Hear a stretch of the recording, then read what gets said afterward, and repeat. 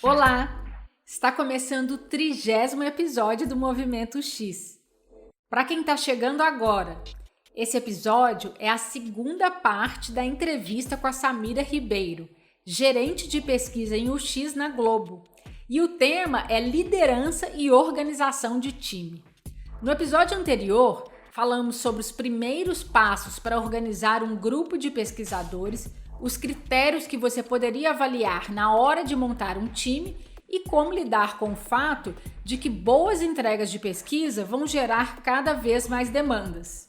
Hoje, vamos falar sobre o boom de vagas de pesquisa em UX no mercado, a consolidação da posição de liderança e dicas para quem quer seguir a linha de gestão de pessoas. Alguns recados antes de começar a entrevista. Compartilhe os episódios e avalie o Movimento X no player de podcast que você usa. Isso vai nos ajudar a chegar em mais pessoas e disseminar a cultura de pesquisa em design. E mais uma vez, quero agradecer a equipe de design do BMG por apoiar financeiramente o podcast e incentivar a produção de conteúdo sobre o X em português para a comunidade.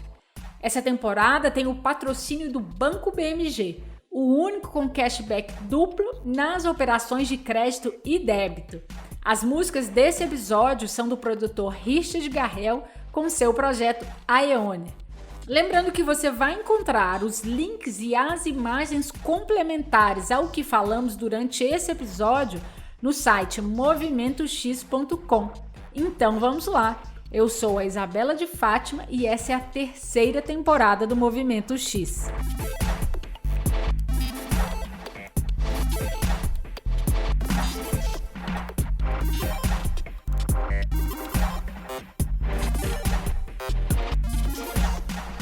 Qual o seu papel em termos de liderança do grupo de pesquisadores?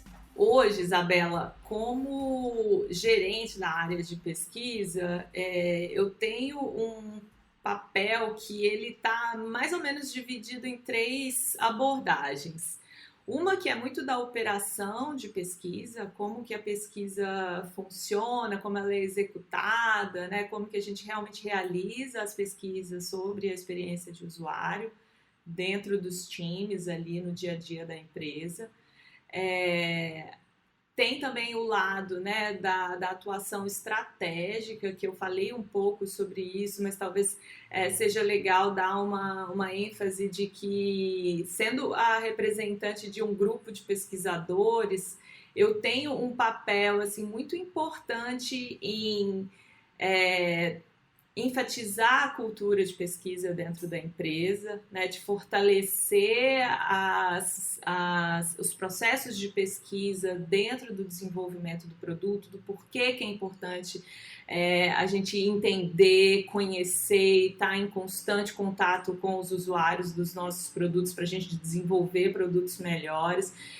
Como líder, né, dessa equipe, eu tenho que levar esse discurso, esse valor para todos os fóruns que eu participo. E como gerente, como representante, eu acabo tendo contato com níveis mais executivos, eu levo resultados de trabalho que sempre estão permeados por esse propósito, né? Que eu estou aqui demonstrando conhecimento gerado, resultados que a gente chegou sobre os nossos usuários, sobre a experiência de uso que a gente está construindo, que impactam, influenciam e orientam esse produto, né? E o sucesso ou fracasso desse produto. Então, colocar esse discurso da pesquisa em discussões mais estratégicas, né? Em trazer esse tópico do design centrado no usuário, da pesquisa de experiência,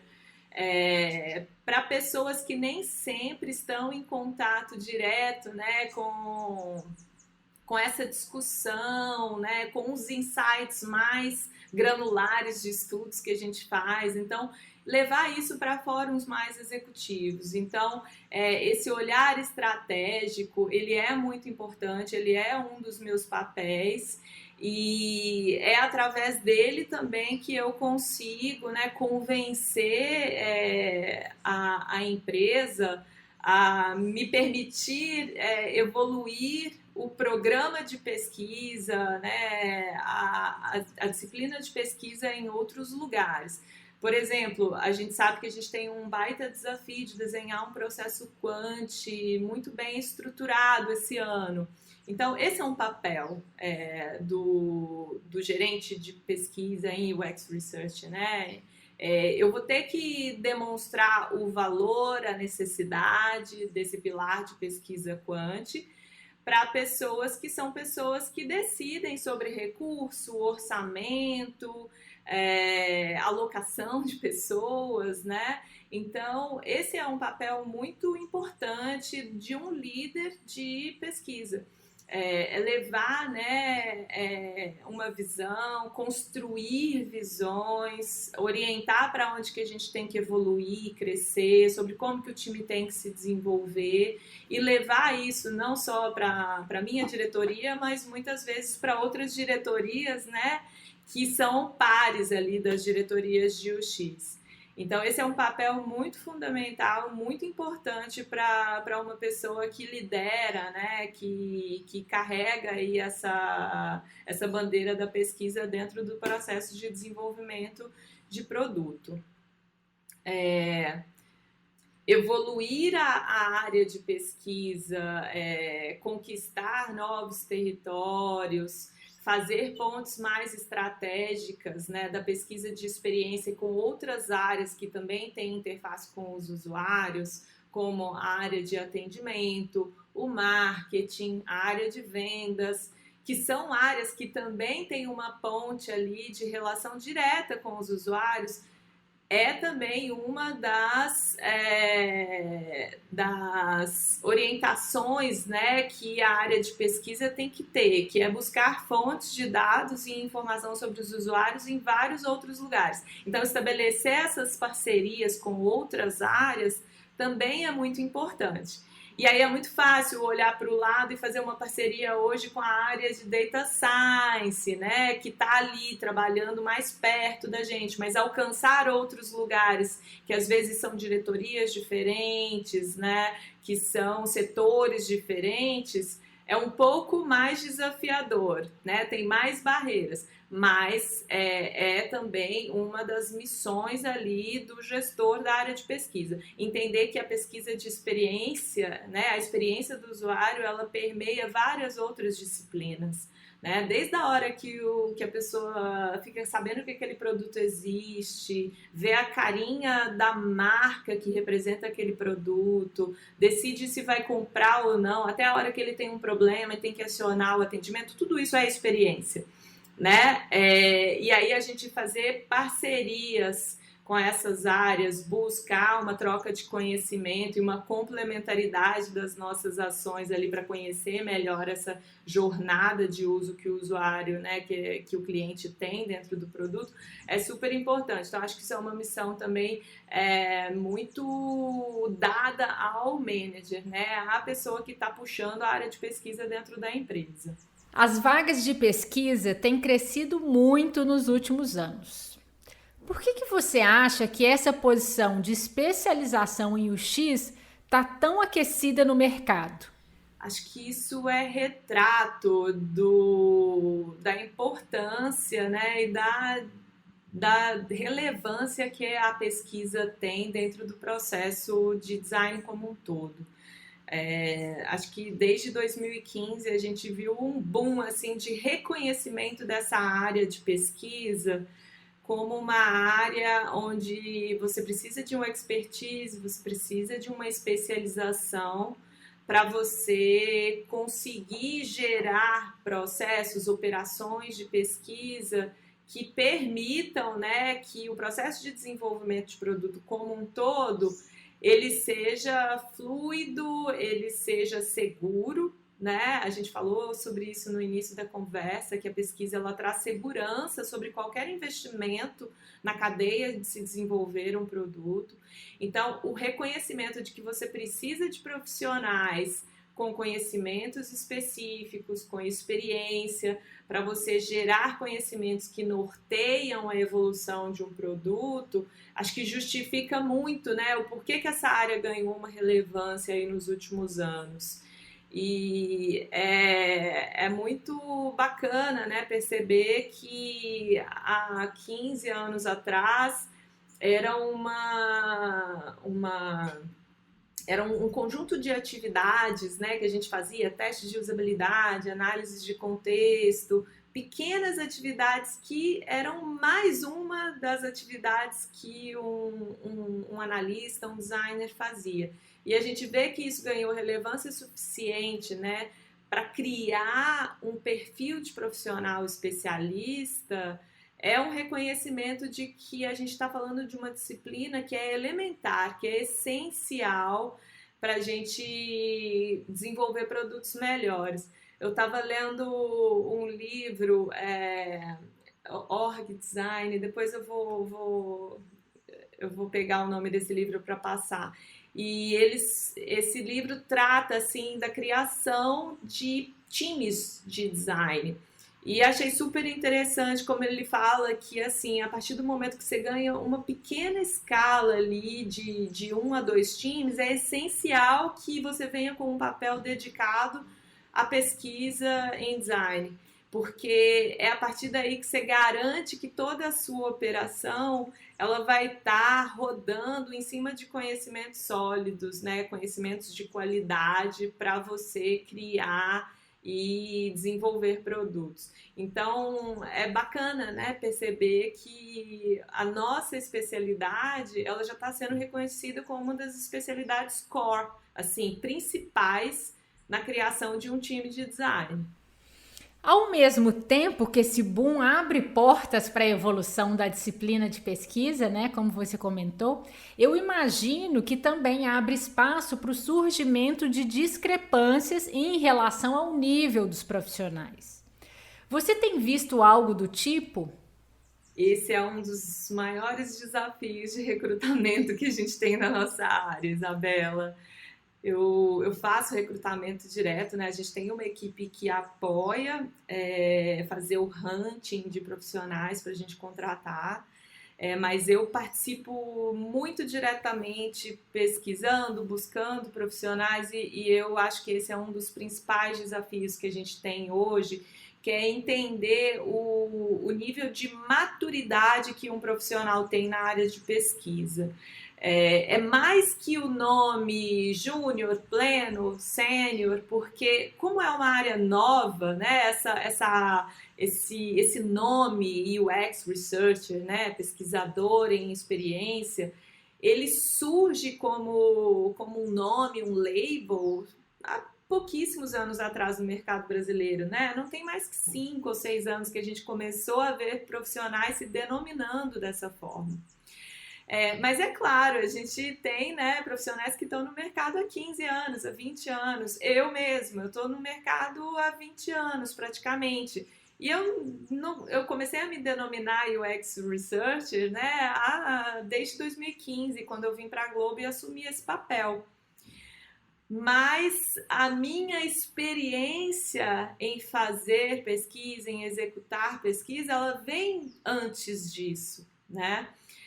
Então, na verdade, o que a gente tenta ler hoje no mercado quando a gente está buscando um profissional, quando a gente está recrutando, é essa experiência real dele com pesquisa.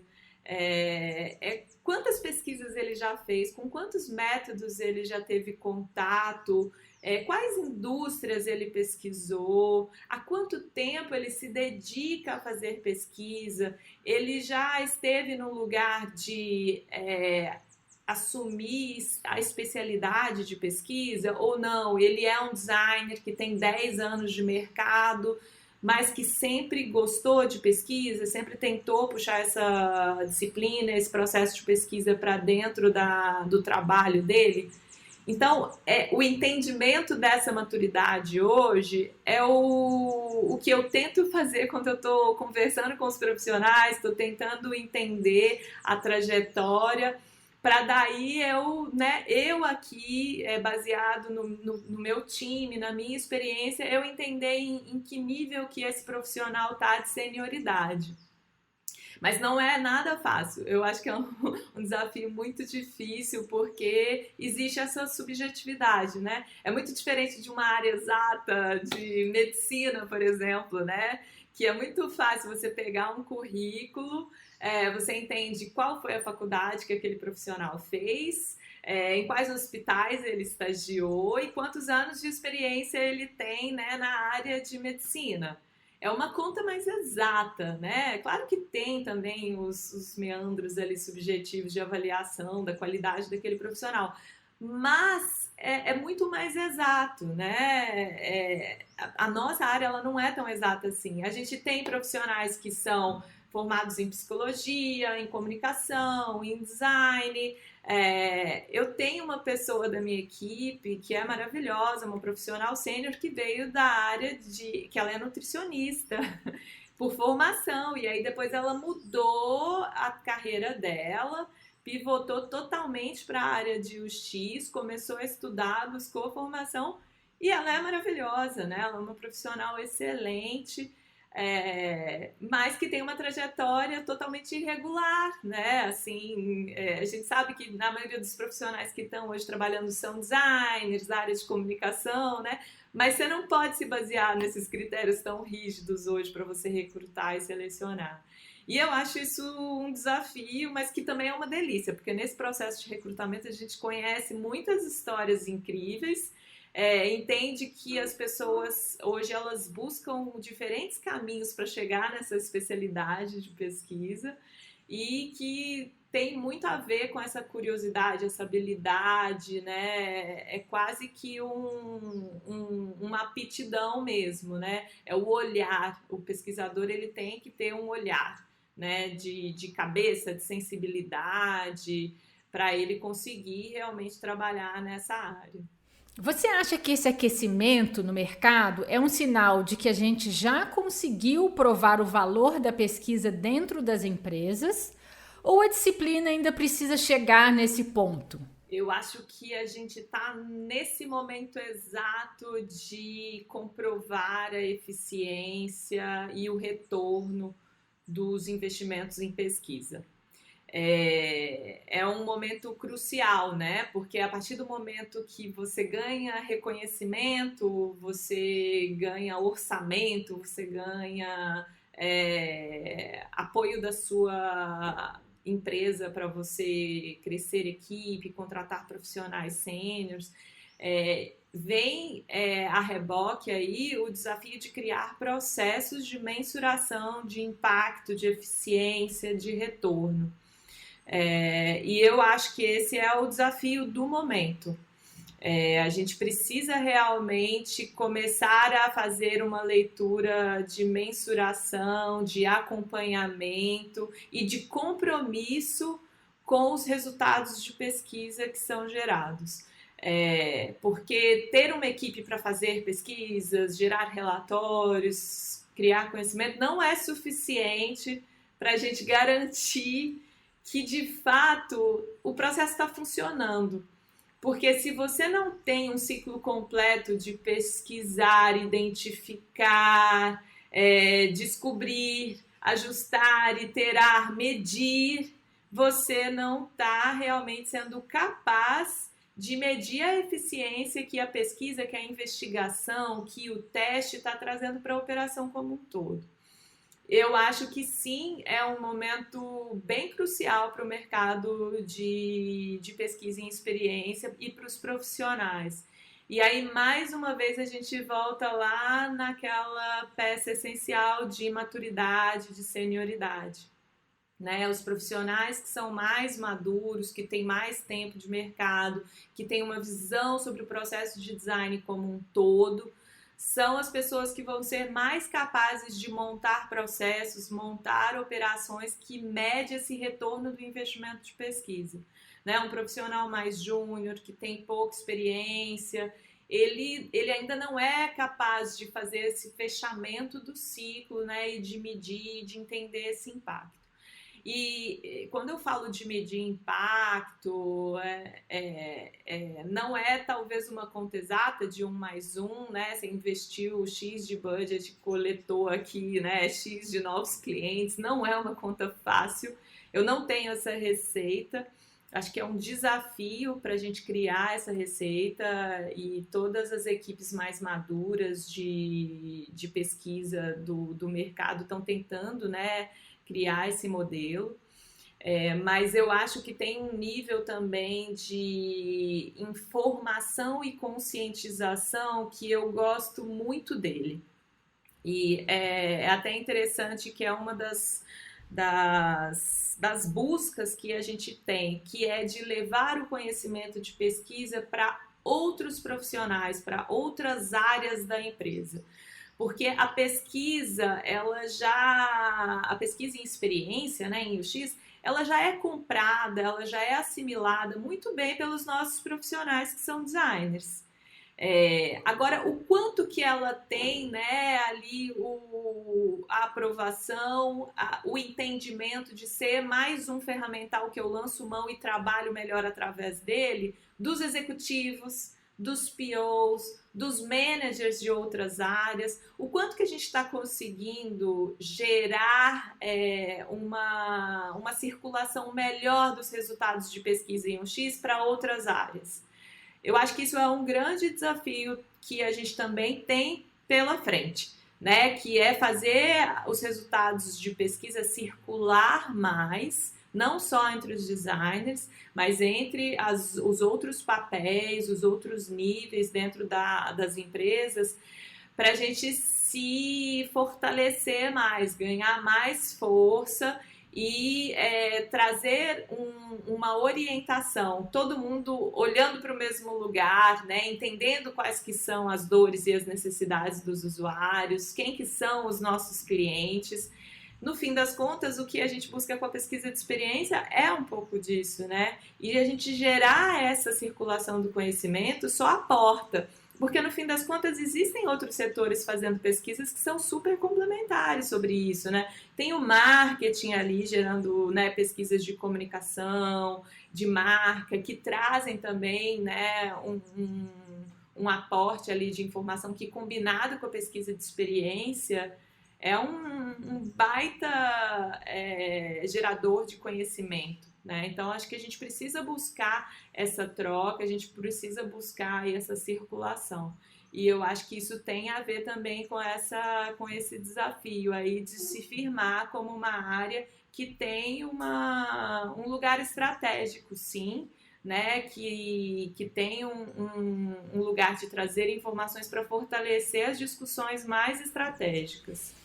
Recentemente, eu vi que você abriu uma posição que é dedicada a técnicas quantitativas e o dia a dia mescla com a ciência de dados. Como que esse perfil acabou fazendo parte do seu time? A ideia dessa vaga de um UX Research quantitativo, Isabela, ela surgiu muito como uma necessidade clara de completar essa atuação da área de monitoramento, essa outra frente que eu te falei no início da nossa conversa, onde a gente tem esse UX Research dedicado ao time. A gente tem toda uma área de dados, de investigação para a gente colocar de pé, que a gente depende de um nível de especialização técnica na área de extração, coleta de dados, leitura e análise, que ela é uma área que é mais pertencente à área de ciência de dados, análise de dados. Então, a gente começou pensando que, né, se a gente desse a sorte de encontrar um designer, um UX unicórnio que fosse um cientista de dados, seria ótimo, né? E cobriria bem aí essa característica que essa vaga pede.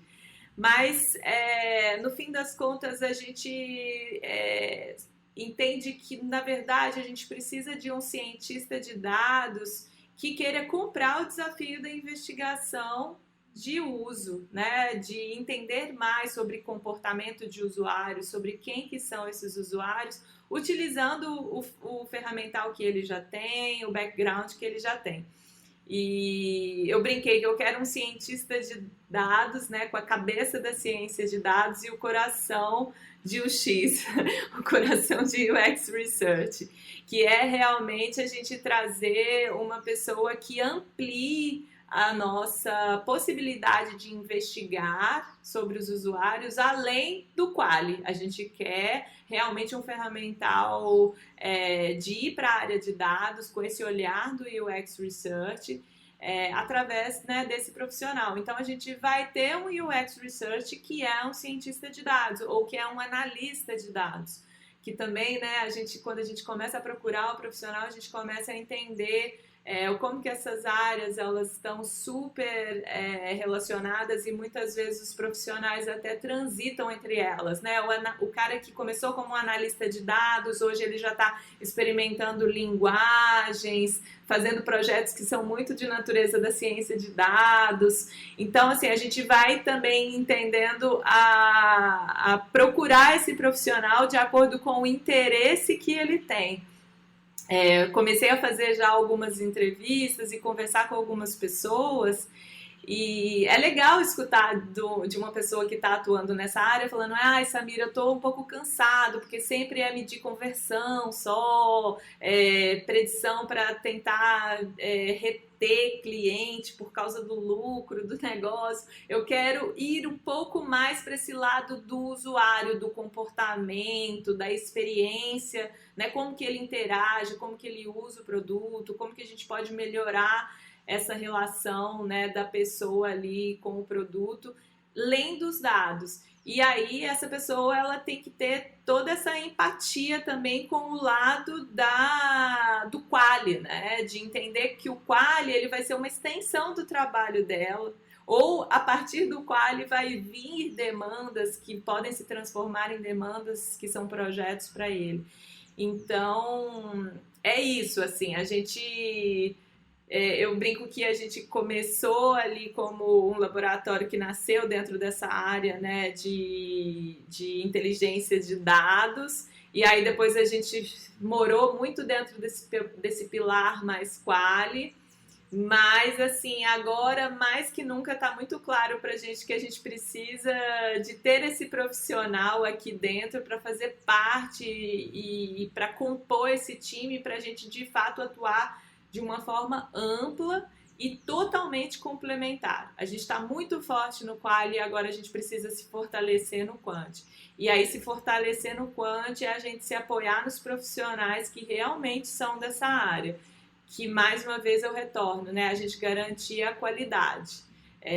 Quem tem conhecimento, quem é experto nessa área, a gente ter esse profissional... E, na verdade, né, todos os profissionais ali, a gente tem psicólogo, a gente tem designer de produto, a gente vai ter cientista de dados, todo mundo tem um objetivo comum, cada um dentro da sua área de formação, cada um com o seu background, mas todo mundo olhando para o mesmo lugar com o mesmo interesse, que é conhecer mais sobre o usuário, trazer conhecimento sobre esse usuário, sobre as necessidades dele, para a gente construir um produto melhor. A liderança em pesquisa está começando a surgir em algumas empresas. Qual que é o impacto dessa posição na consolidação da disciplina?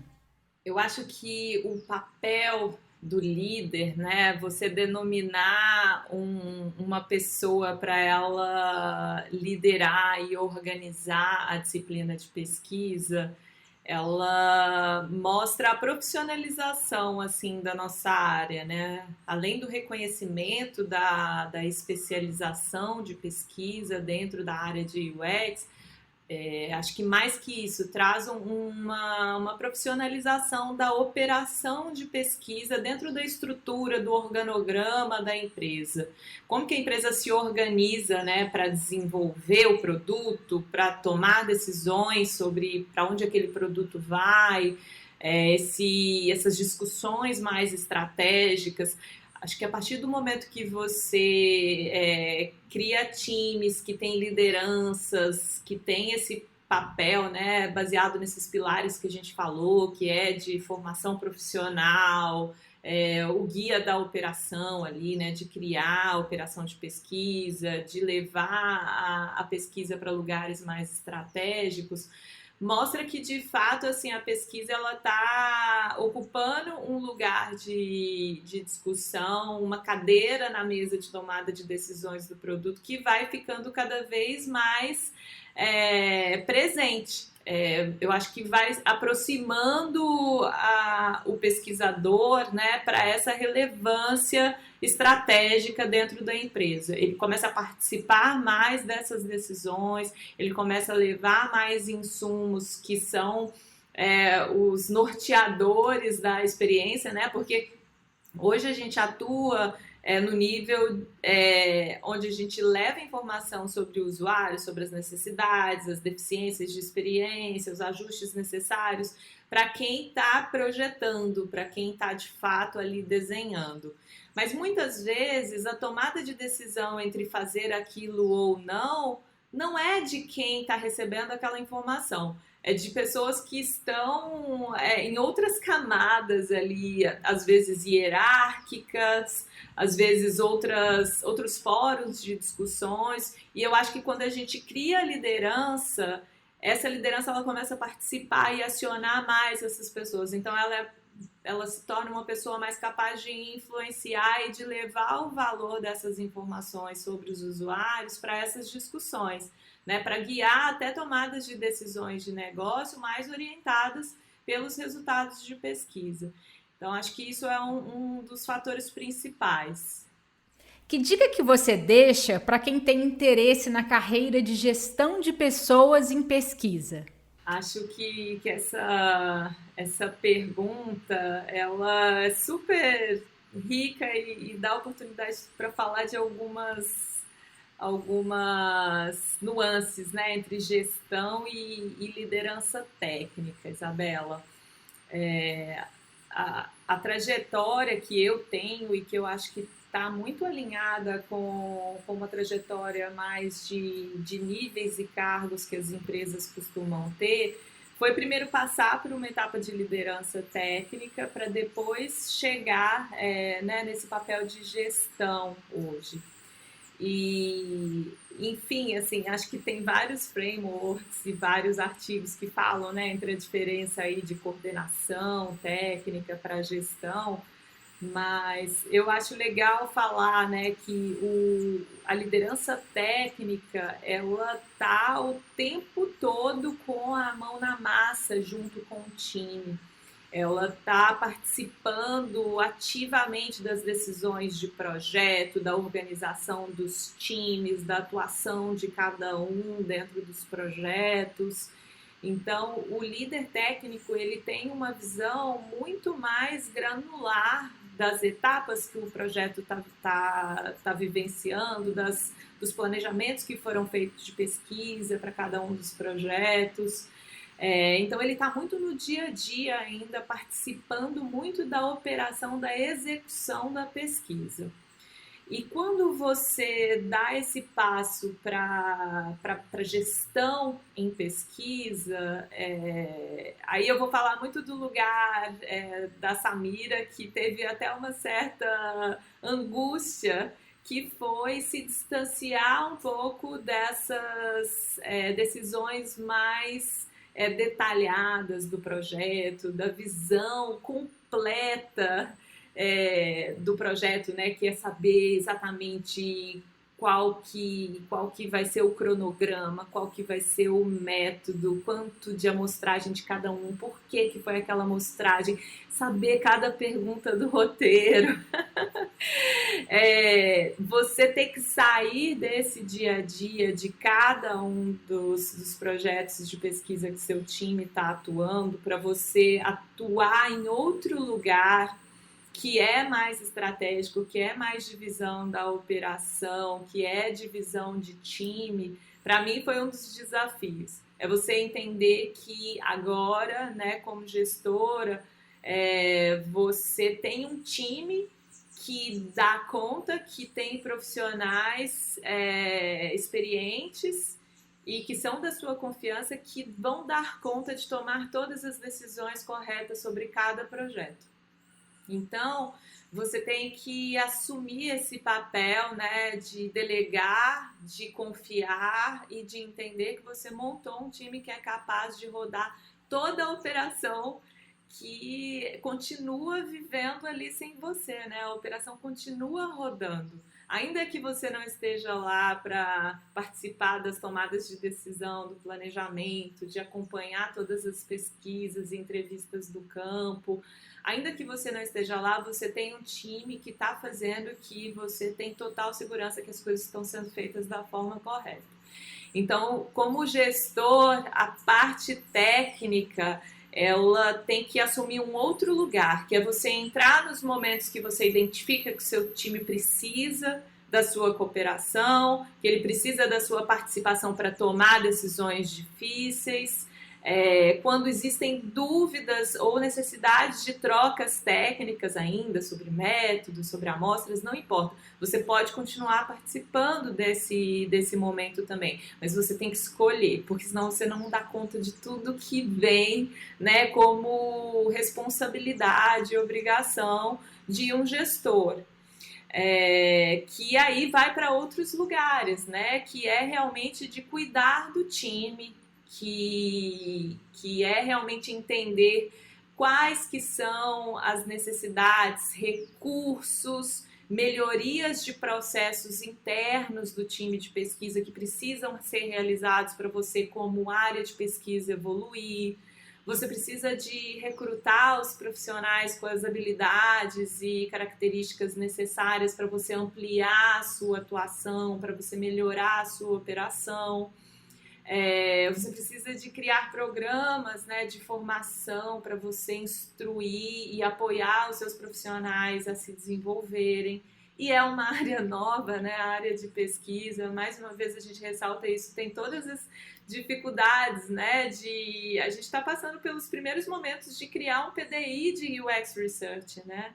Existem vários PDIs de UX, mas quais que são os modelos legais de PDI de UX Research para você apoiar o seu profissional a crescer e a encontrar caminhos?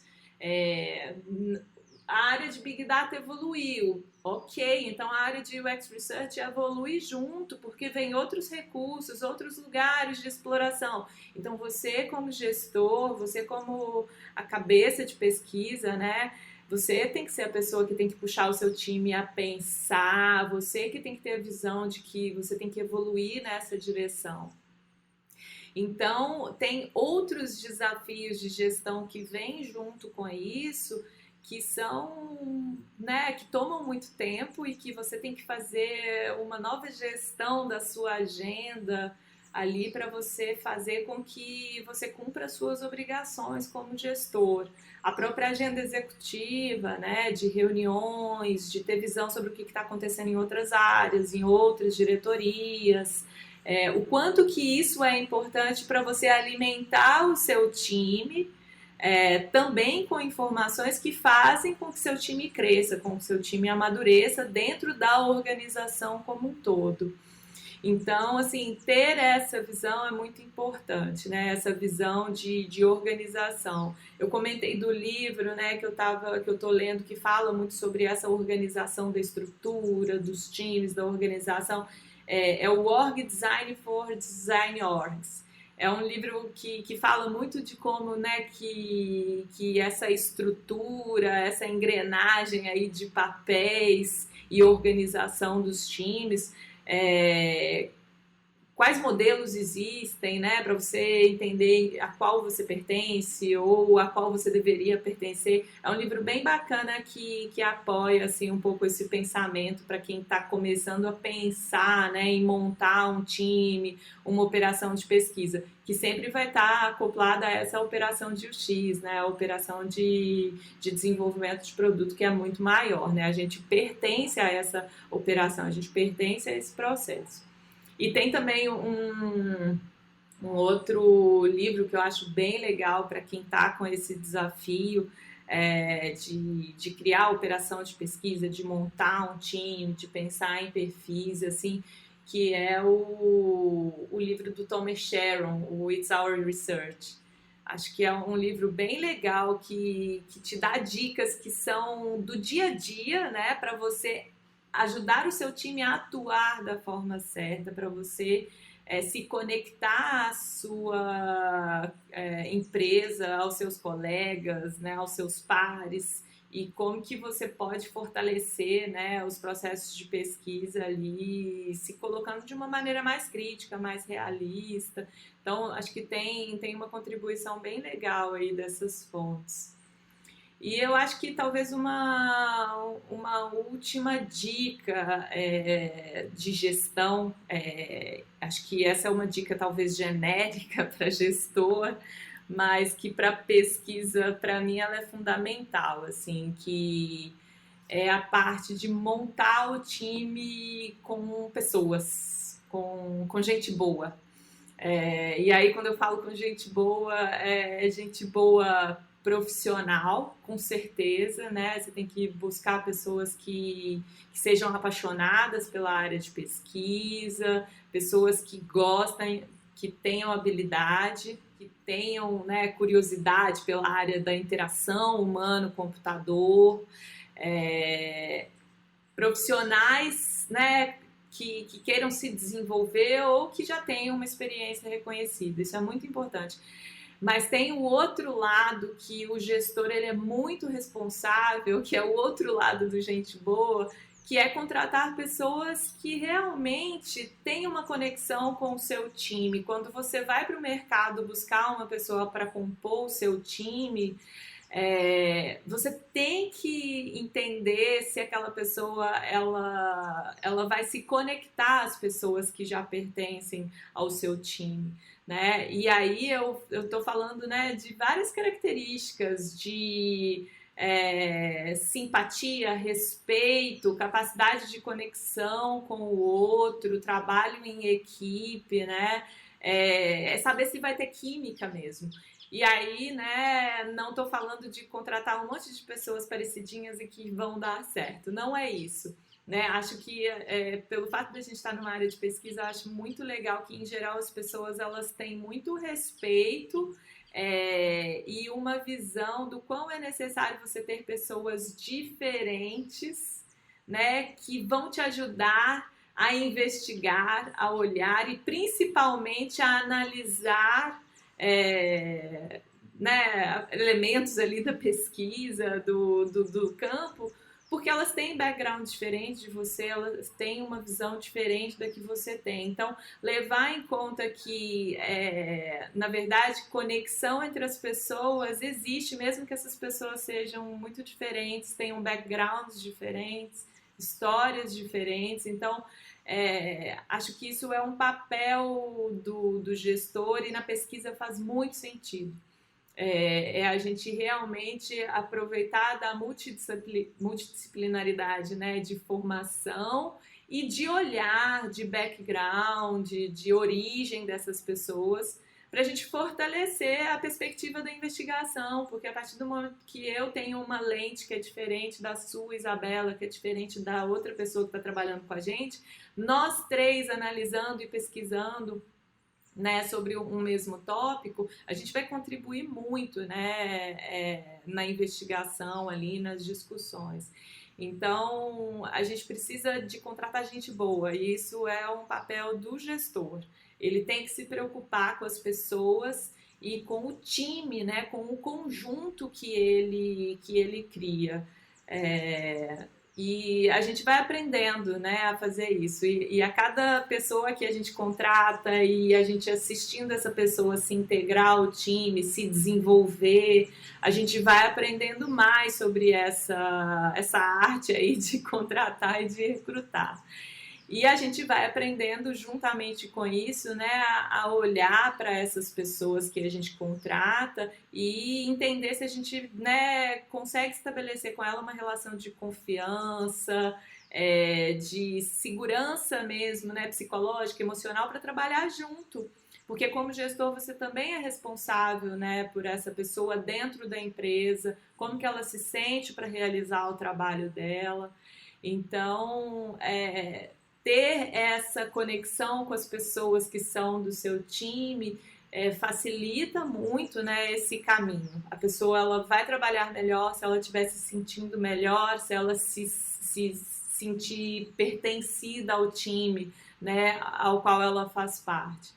Então, o gestor ele tem esse lado aí do cuidar do time, das pessoas, que não é só o profissional também.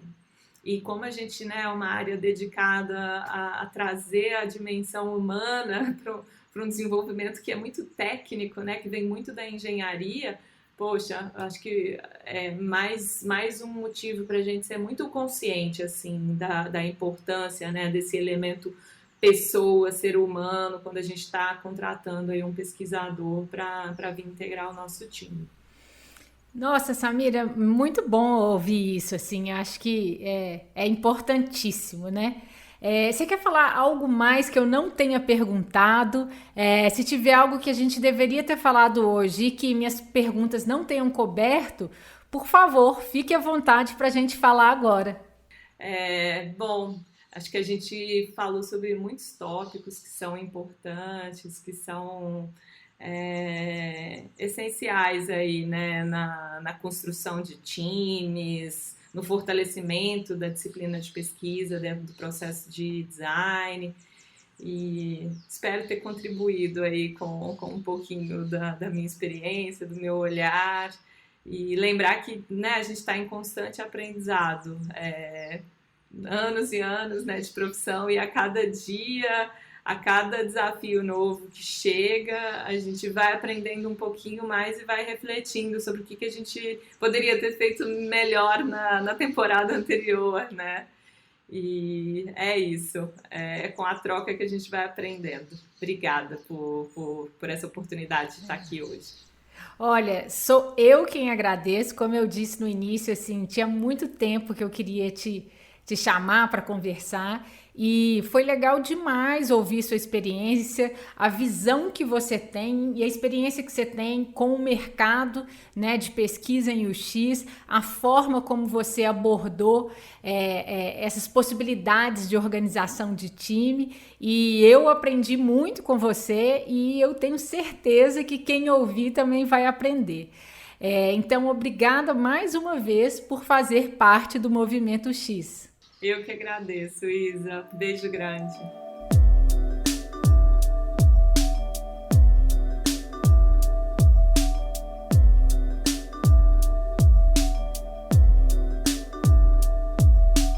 Chegamos ao fim deste episódio e eu espero que você tenha gostado.